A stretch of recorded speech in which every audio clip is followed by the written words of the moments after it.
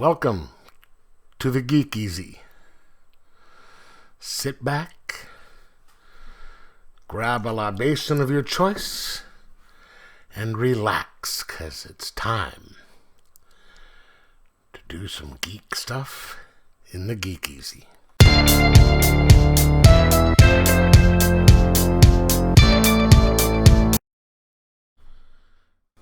Welcome to the Geek Easy, fellow geeks. Let's grab a beverage of your choice. Because today we are going to be doing, I think it's episode 5 of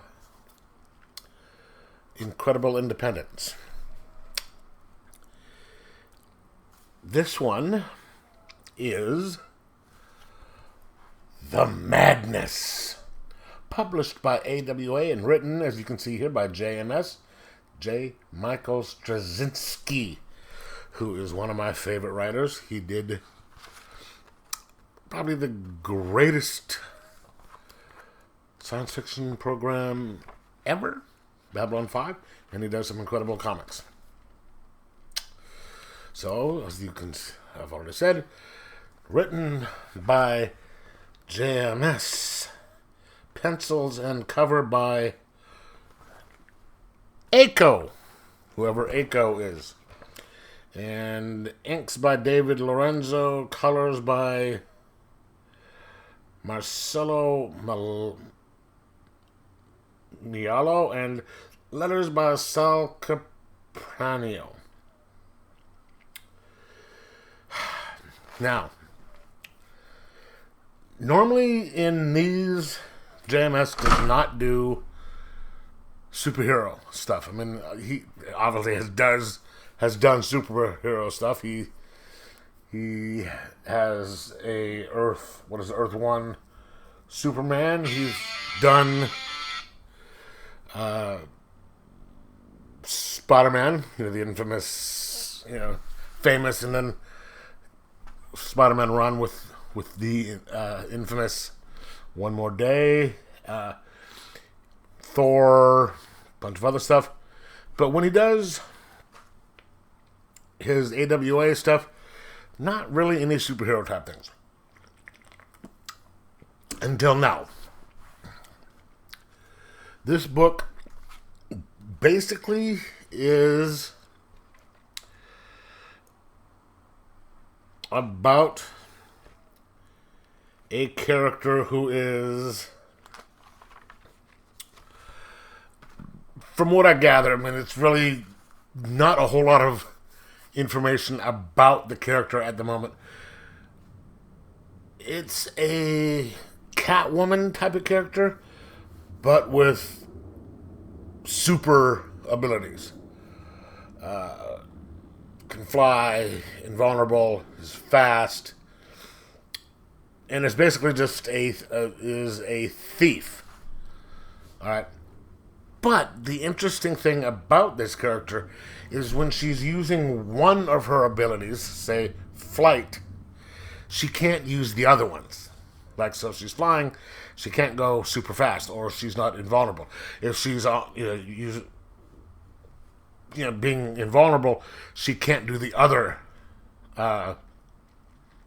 use the other abilities. And so it starts out with her, she's flying along and she's talking to somebody over, I guess, through kind of an earpiece. And she's tired of the same old situations. She'll go in, she'll rob somebody to get some money. Then she goes and resets her identity. But by the time that stuff gets, like, what do you call it? Taken care of, where everything gets sets in, she doesn't have much time with the money left because she doesn't have, it takes some time to do that, so her money's out.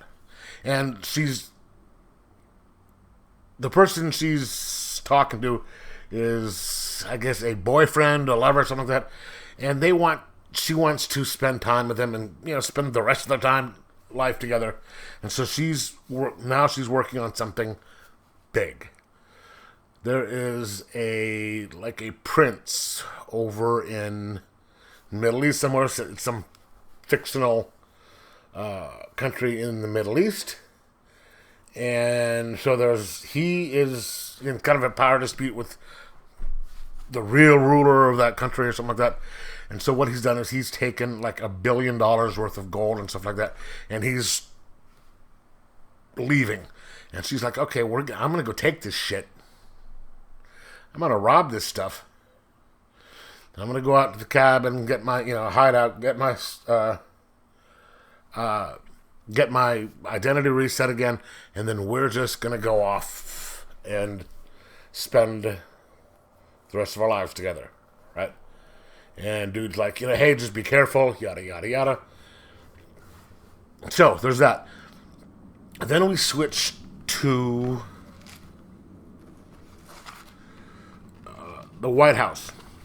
Or our ambassador and someone from the Middle East. And he's saying, hey, look, here's the deal.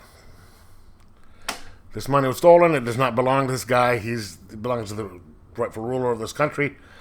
This was an American citizen. You guys,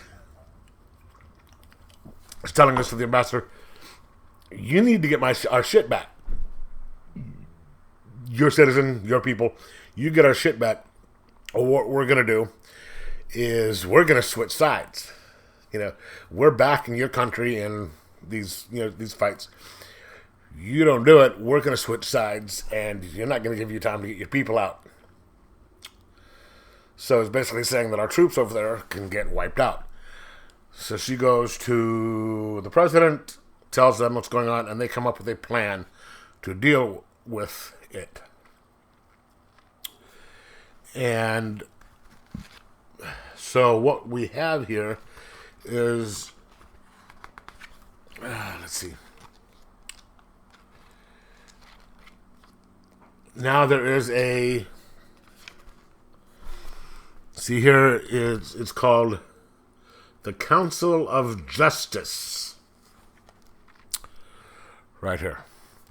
This is, I guess, this world's version of the JLA, Justice League. You don't really know much about these people because obviously this is just the first issue. But, you can see all the different people in there, and they're having a debate on whether to help carry out this plan that is set up. I'm not really going to tell you what the plan is. But, it involves them. And they're like, okay, look, we're the good guys. Do we want to partake in this type of a plan? Do we want to do this thing? And, because we're supposed to be these people, but this is not something this thing is not something that we do.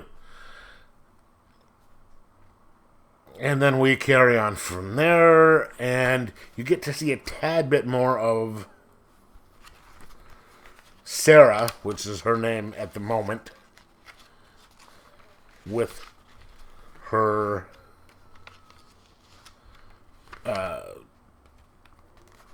boyfriend / fiance at the cabin. And stuff happens. There's 5 more issues of this book left. If this is what happens in the first book, the last few pages of what happens in this book, holy shit. It's gonna get interesting. It's gonna get ugly. And knowing JMS,